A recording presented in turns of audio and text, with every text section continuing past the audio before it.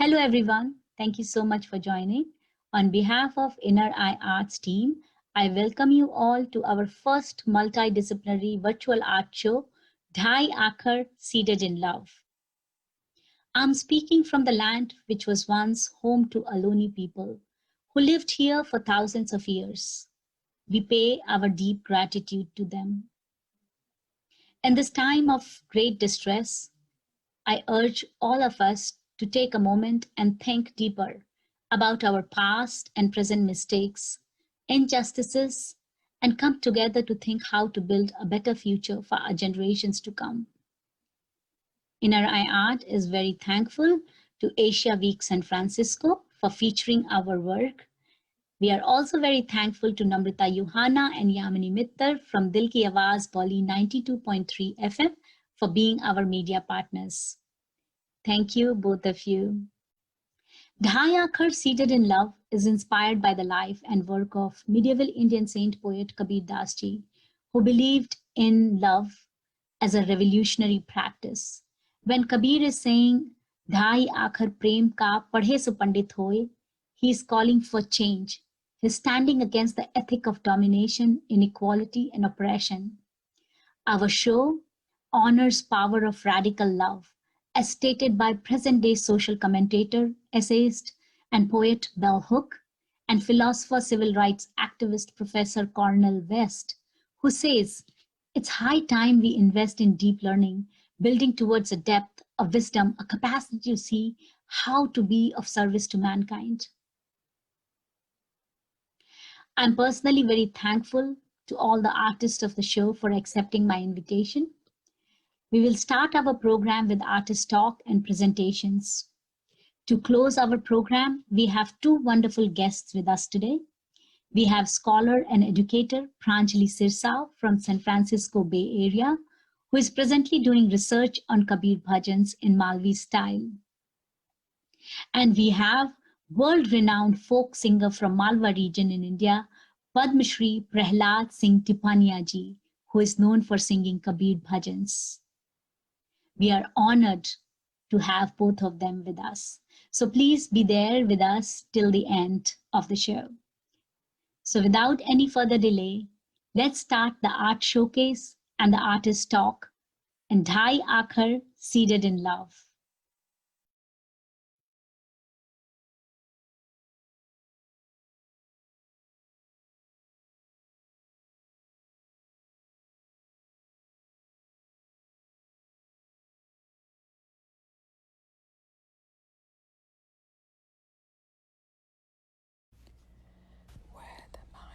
Where the mind is without fear, and the head is held high, where knowledge is free, where the world has not been broken up into fragments by narrow domestic walls, where words come out from the depth of truth, where tireless striving stretches its arms towards perfection, where the clear stream of reason has not lost its way into the dreary desert sand of dead habit, where the mind is led forward by thee into ever-widening thought and action, into that heaven of freedom. Let my country awake.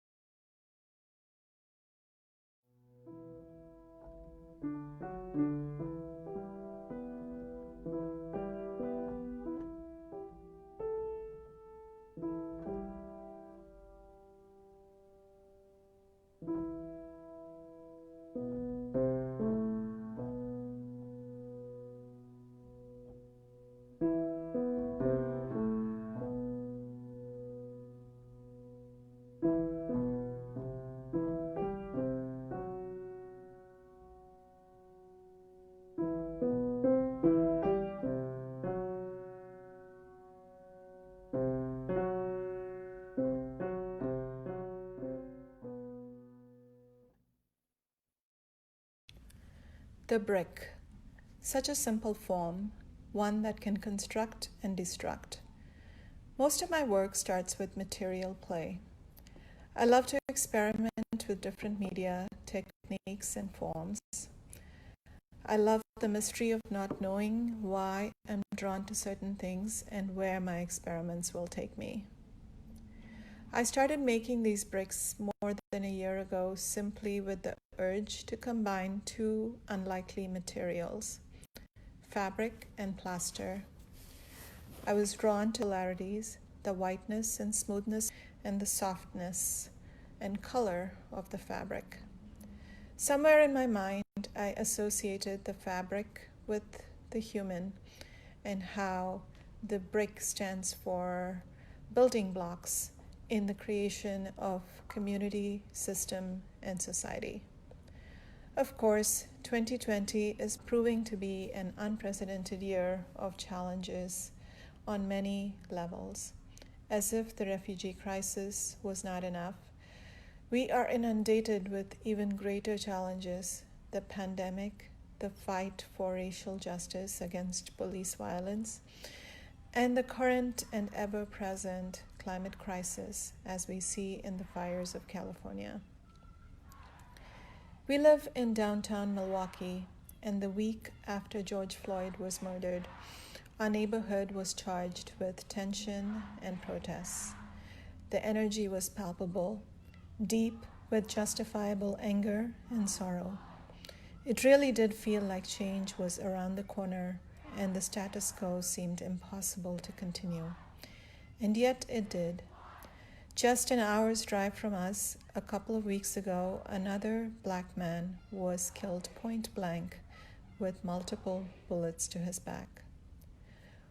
What does one do with the pain that seems to penetrate the very fibers of our society? The pandemic has not only revealed the flaws, fissures, and injustices of our society, but has also asked us to confront our systems, revisit and question who we are as individuals and as a nation. I've always thought America is an idea, still in the process of its execution. Or perhaps we are always changing in an ever-repeating cycle of progress and regress. The present is a great moment for us to re-examine the ideals of a nation and the systems that either forward these ideals or hold them back. This reminded me of a poem I grew up with, one that was written and taught to school children in India, written in 1900 by the great Rabindranath Tagore, a poet, artist, and freedom fighter in India. 40 years after I first learned it, the words roll off my tongue naturally. Like any poetry memorized in childhood, the meaning reveals itself over time. It's a hopeful poem. I compare it to Langston Hughes' Let America Be America Again, as it points to the ideals of a nation and the labor demanded of us while working towards this goal. The idea of the wall within emerged during these times of society's stress. The wall stands for the metaphorical inner self, as each of us are called upon to examine our own biases and our role in the structure of society. I commissioned a fabricated sculptural shelf of sorts for the bricks and a cinematographer to record a performance. I had some challenges. I was mentally and physically frozen with the tension that surrounded me. I didn't know how to move again, to put myself in front of a camera and perform. I consulted with a dance professor and friend, and she helped me storyboard some actions. I had Maeve Jackson edit the video with my references. So that is the story behind the work, The Wall Within. Our country and society is in flux again. We need to take 2020 as an opportunity to examine our flawed foundations, call out what seems immovable and permanent. Each brick of our society is being nudged, peeled, shoved, removed, dusted off, and relaid with an acknowledgement to truth and towards something stronger. For me, the land that never has been yet, according to Hughes, is also where the mind is without fear, as Tagore says in his poem. The work continues, one brick at a time, one small systemic change at a time. Progress is slow, and although sometimes it may feel like one step forward and two steps back, that is what nation building is. A slow and continual labor of love. If I could substitute a brick for a vote, I would. Let your voice, your very being, count this November. America is yet to be. do that one say striving? Striving. Striving? Yes. Oh, thank you, Fatima. You're so welcome.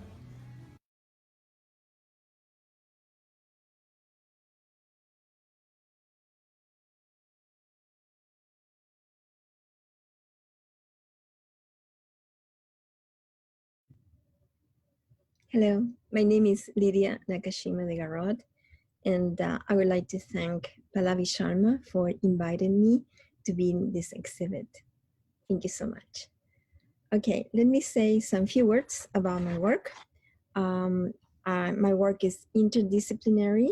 I am both a cultural anthropologist as well as a visual artist, and I combine my knowledge and skills from both practices to create works that blur the line between ethnography and visual art. So I'm guided by the notion that ethnographies and visual art are both means of illuminating, communicating, and feeling our presence in the world. The process of this hybrid practice creates new forms of knowledge, engagement, and new ways of seeing and being in the world, and requires long-term relationships with collaborators and deep engagement with places. The results, ethnographies and art installation, have the potential to bring to the public issues of social justice as they serve as models of action for the audiences. So let me say now, talk a little bit about my current project. And so some of the images of this installation are part of this larger project that I'm creating. And it is called Scattered Seeds of the Cotton Balls, the Legacy of World War II on My Japanese Peruvian Family.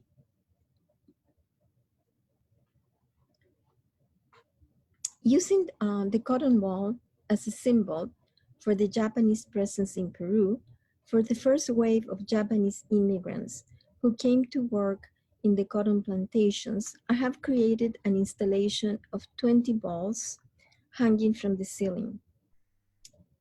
Each ball is made of mulberry fiber as well as yerba buena, which is the healing herb used in Latin America. The reason why I'm combining both is a way of healing wounds. It also contains photo etchings of my father and other Japanese Peruvians who were affected by the actions of the governments of Peru and United States during World War II, which labeled them as enemies because of their Japanese ancestry. Japanese Peruvians were either under house arrest or they were expelled from Peru and sent to deportation centers in the United States. This installation aims at evoking the feelings of being scattered and rootless experienced by some of the descendants of Japanese Peruvians who, because of their parents' fate, grew up in countries different from their parents. After World War II, my father was forced to escape to Chile. In Peru, he had been treated like the enemy, and he had lost all of his family in the bombing of Hiroshima. I was born and raised in Chile, where I grew up without an understanding of my father's sense of alienation and fragmentation. As a Sansei living in California, I aim at understanding the suffering that my father experienced and my own sense of fragmentation and feeling of not belonging. Thank you so much. Goodbye.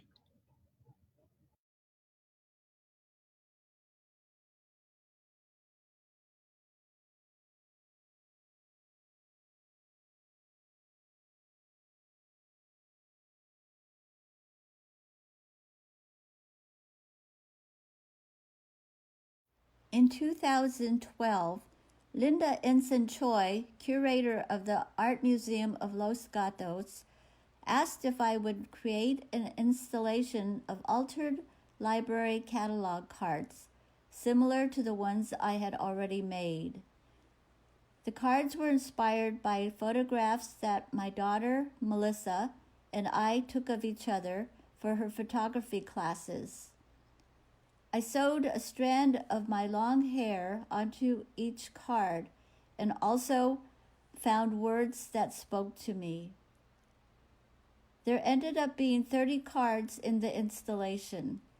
I called it Lost Withdrawn because that was what was stamped on several of the cards.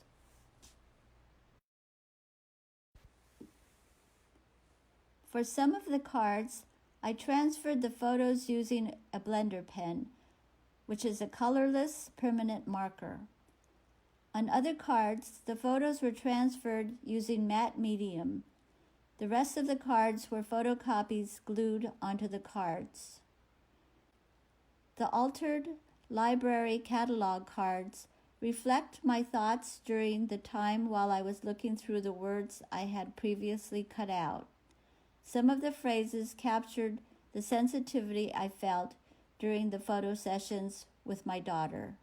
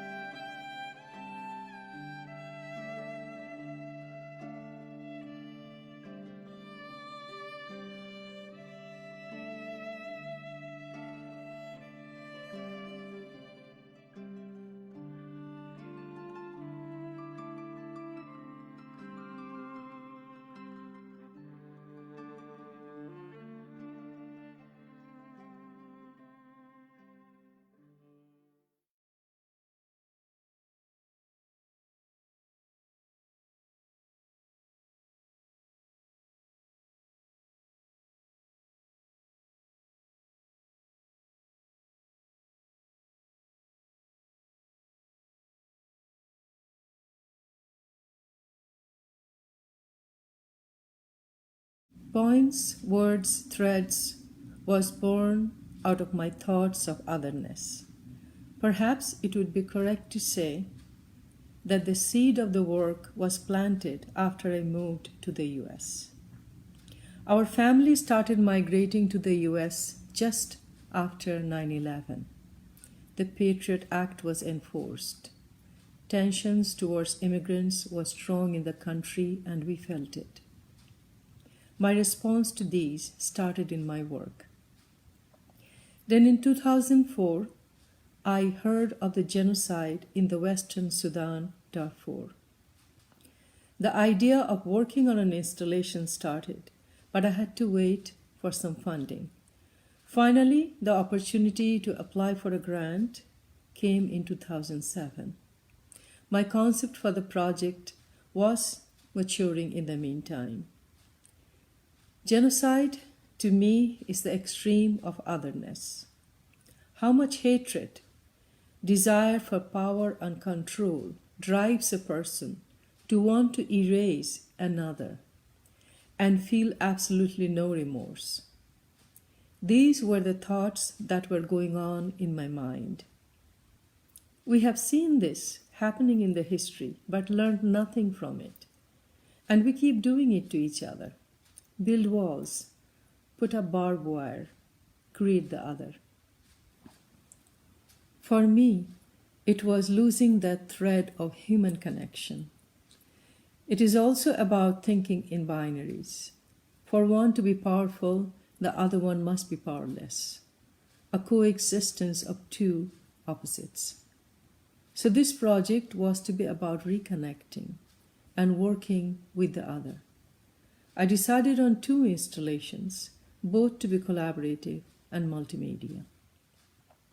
In one, I started connecting yarn, used for making mops, by knitting large structures. Dyed them in multicolors with the help of a friend knowledgeable in the art of dyeing fiber. I wanted them to resemble limp bodies, skins of the victims, wrapped in their pain and suffering yet dreaming. To realize the idea of the opposites bound together in the work, I combined soft and hard elements, piercing or threatening the other. The sharp fishing wire pierced the soft yarn, and raindrop-like formations softened the wires. The limp bodies hung above the hard prickly balls, emerging from the ground, and the loose knitting allowed the shapes to be visible through each other. In the other work, I invited individuals to read excerpts from Jen Marlow's book, Darfur Diaries, Stories of Survival. Their voices overlapping each other's read out about the genocide in Darfur and excerpts from the book. They were synchronized with an animation created by fellow artist and WMU faculty Bill Davis and projected on the body screen I created with 20 2x2 feet photo intaglio prints. The images were inspired by the aerial photos of burned villages of Darfur, and the drawings in the animation were inspired by the drawings of children affected by the genocide. Forced displacement, abductions. She came right up to me Arbitrary and grabbed hold of arrests. my arm, squeezing tightly. Recruitment My of instinct child was to pull soldiers. away. I resisted it. They killed him. They killed him. Who? Iraq. Your son? Your husband? Approximately 100,000 dead They since killed him. 2003. Her grip US tightened invasion, for a moment, and then she and more released than my 2 arm million and walked back Iraqis in the direction she had displaced come within from, the country. continuing to mutter to herself. They killed him. They killed him. Another They killed 2.2 him. million They fled killed to him. neighboring They killed countries. him. They killed him. He cries a lot, and he doesn't Indiscriminate sleep at night. killings and summary The executions. boy struggled to look around as flies circled his face.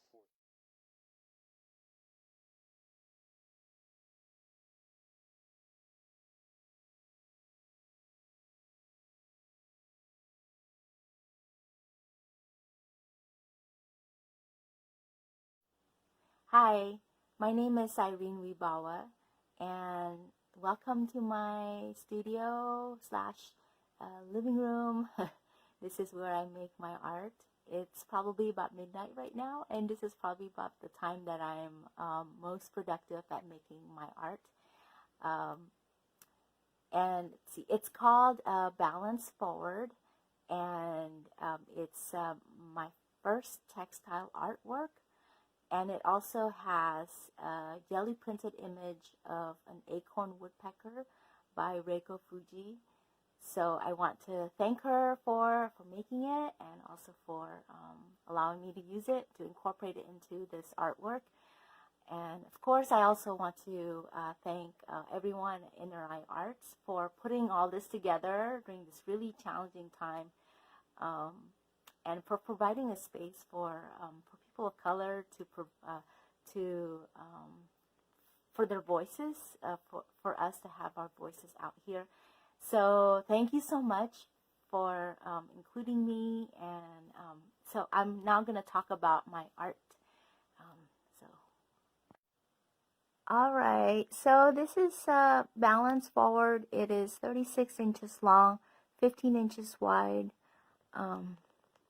Here are the reference photographs I was using for the hand and the binocular and the tree. And here's the jelly printed image of acorn woodpecker by Reiko Fujii that I love. And here's the monofilament that I was using to create the frame around the bird. And here's the pile of fabrics I was using. You can see this is the pile of fabric. This is the fabric I was using for the leaves, and all I did was I just cut out along the edges. So that's why they're kind of jagged, but it worked. So I'm happy with it. And let's see, and then here's also the pile of fabrics that I considered, but decided against because I wasn't ready to cut it. And I just used basically a thread and needle and scissors to make the work. Let's see, it's all hand stitched, obviously, because it's, if you don't look closely, but it's not that great. And I started this about 3 months ago. But I got really scared because there were hands involved, and I was just scared of drawing hands or doing anything with the hands. But when Pallavi asked me if I wanted to participate, I said sure, and so here we are. So I'm really happy it got done.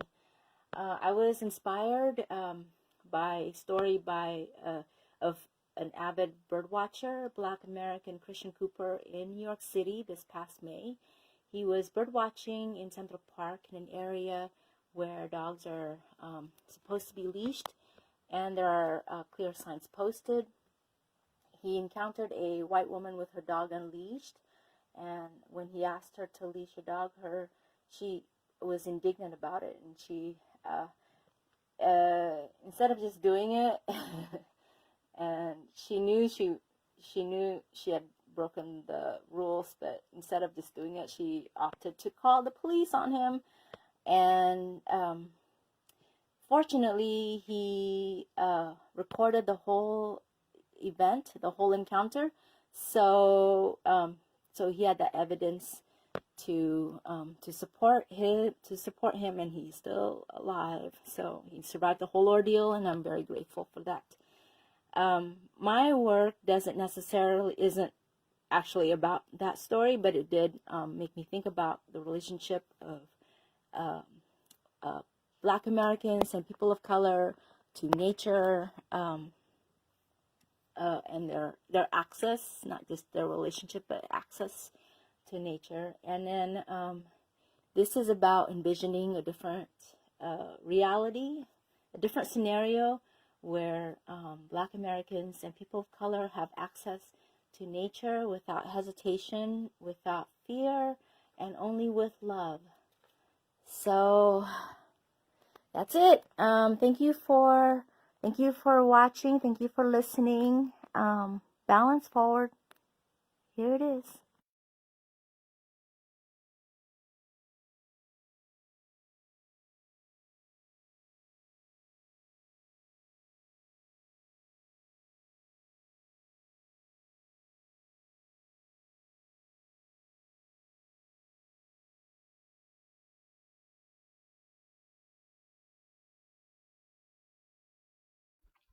Hi everyone, I'm Shailly, sculptor from India. I want to thank InnerEye for organizing such an in-depth online exhibition, Dhai Akhar, and congratulate Pallavi and her entire team for organizing such a successful event. Fairies have no footprints, and I am not a fairy. All human beings are travelers. We choose different paths according to our conscience. There are two paths, active and passive path. Desire, anger, greed are all passive path. Therefore, one should leave the negative emotions. As also stated in Gita, once these selfish desires are abandoned, he or she becomes free from the feeling of me and mine. And then, to my understanding, the purity of love steps in. We carry arrogance and attachment to the materialistic world, desire, duality, like pain and pleasure. We need to shed them and move on. But as I said, I am not a fairy. I leave the footprints of past behind. For this reason, I chose a pair of sandals which symbolizes the inescapable past and heading into the future with new challenges. I, as a human, trying to negate the desire, anger, and greed, trying to abandon the feeling of me and mine, attempting to change a house in home, home of love, which will be achieved by letting all egos of me and mine gone. In my work, I have placed a house in a systematic order to show an environment of order within the house. As we arrange object in house accordingly, like same bed sheets, same color of runner, etc. As of my understanding, house is a place not only of comfort but of control. This sense of order, in whatever form it takes, act as a shield against the unpredictability and lurking chaos of the outside world, which I am trying to negate in my journey of life, because I want to change my house into a home. I have placed negative impressions of scissors and blade. They are generally made of metal and have the ability to cut and slice. On a metaphorical note, in my work, the analogy of scissor and blade illustrate act of radical departure, departure from desire, anger, greed, departure from mine and me. There's a repetition of element in my work because that signifies spiritual unity and physical closeness. Now about the material. Material I choose according to the concept I work on, whether it is fiberglass, stone, fabric, metal. I do take advantage of the universal quality of it. Here I chose metal because it has weight, gravity, agility, a kind of meditative repose. Steel symbolizes energy. It is connected to physical power, dependence, protection, and it's very well connected to my vocabulary. But I have my own challenges and I travel with my own luggage of life. And as I said, fairies have no footprints and I am not a fairy. Thank you. Dhanyavad.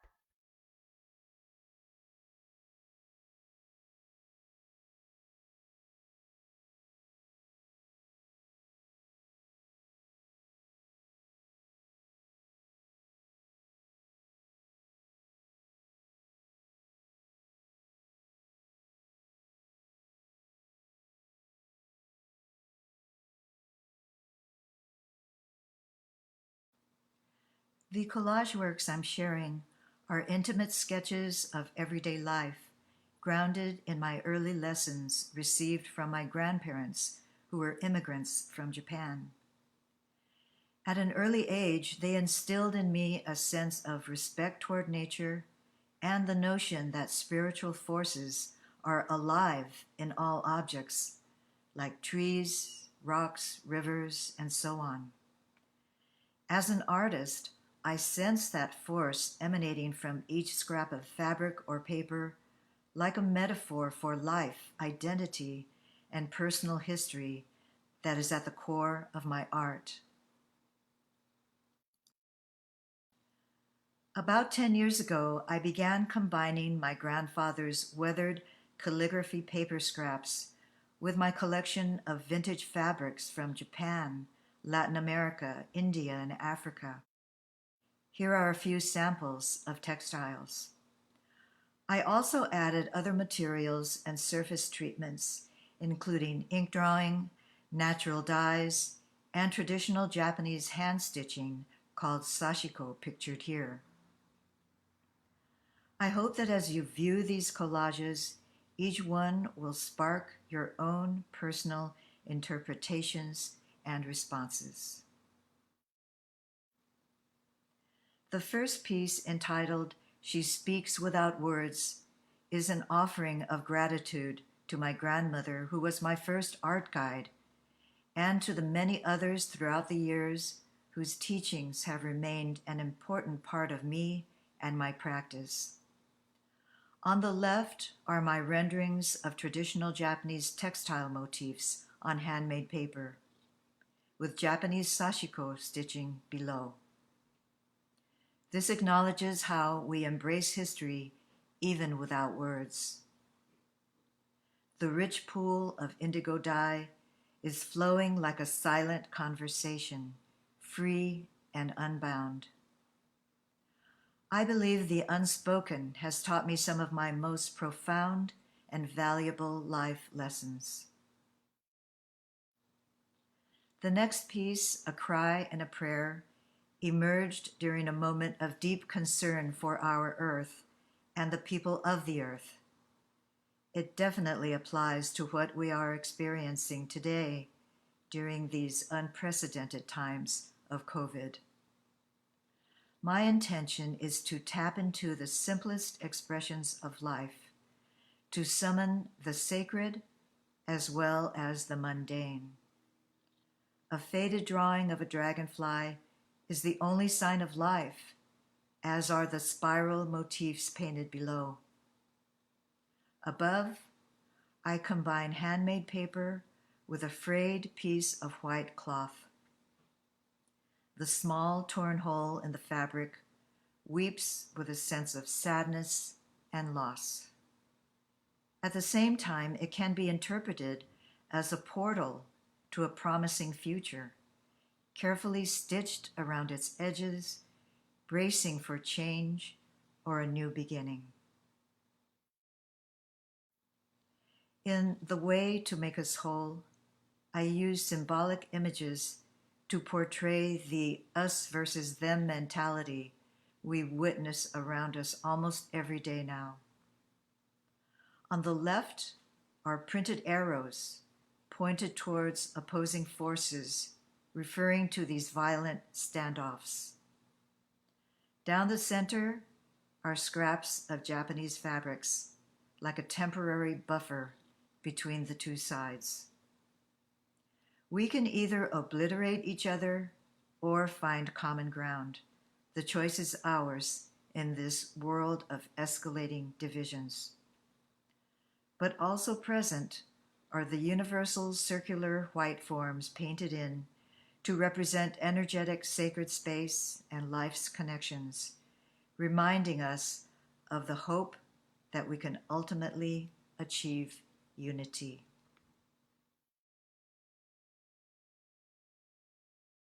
Many thanks to all the participating artists to talk about their art practice, to talk about their art, which is part of Dhai Akhar, Seated in Love. Thank you so much. It filled my heart to see and hear how, through their work, in diverse ways, they attempt to create spaces to talk about humanitarian issues.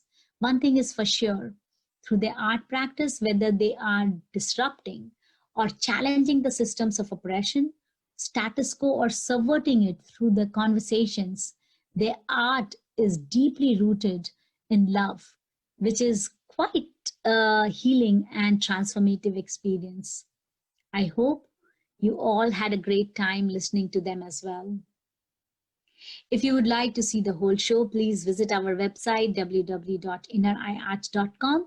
We have all the informations, including video performance of Nirmal Raja and Indrani Nayar Gall's multimedia installations for you. Now, to close our session, we are delighted and honored to have Pranjali Sirasao and Padmshri Prahlad Singh Tipaniya ji with us. Thanks to Pranjali for connecting us to Prahlad ji. So without any delay, let's hear them.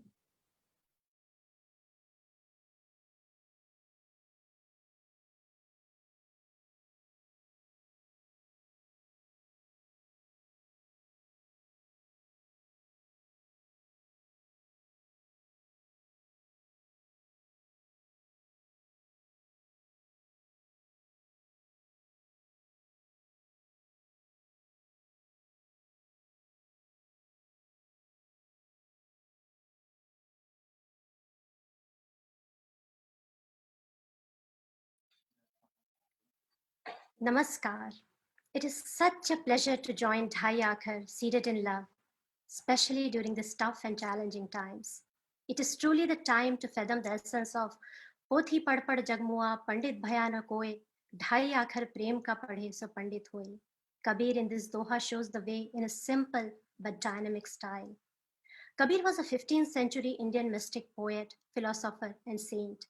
Away from the boundaries of religion, caste, color, and class, Kabir showed a universal path, which was the path of love, empathy, and compassion. Kabir's Hindi was a dialect, simple, just like his philosophy, and such is the life, songs, and teachings of renowned Kabir singer Padmshri Prahlad Singh Tipaniya.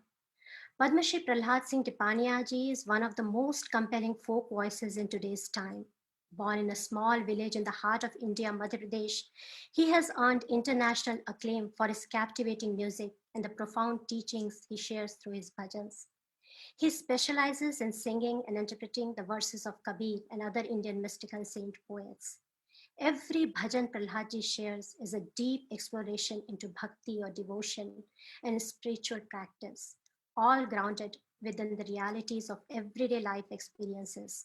For the last 2 decades, Tipaniya ji has significantly contributed in spreading the words of poets and saints all over the globe to help transform society. For his efforts, he has been honored by the Indian government with the prestigious Padma Shri Award. I am honored to connect you today to Kabir's voice, our Kabir's voice, Padma Shri Prahlad Tipaniya ji, who is joining us from his peaceful abode, Kabir Smarak in Lunyakeri, India. And today with him are his sons, Ajay Tipaniya ji and Dharmendra Tipaniya ji. Namaskar Prahlad ji, कैसे हैं आप?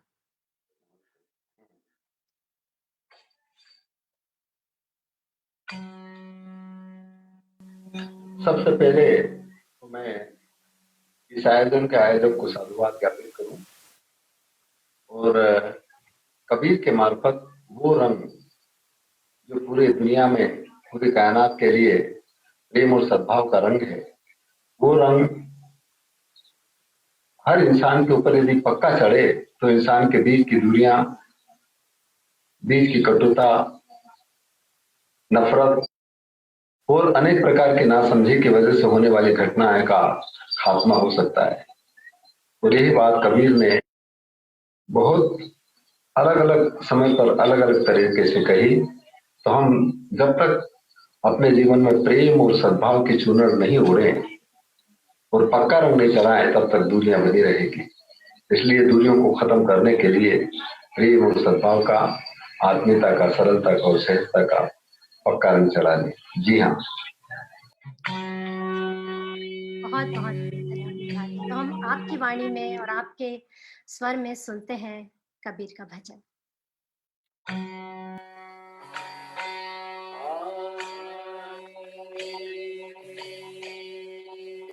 सद्गुरु की महिमा अनंत है, अनंत किया उपकार,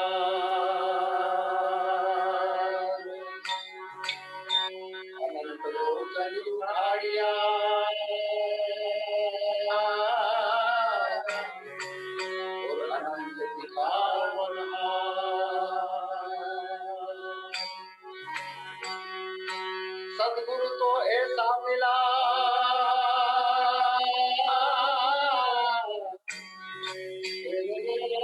जैसे लो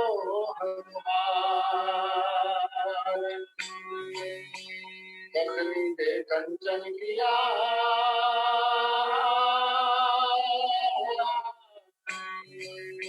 नाम लिया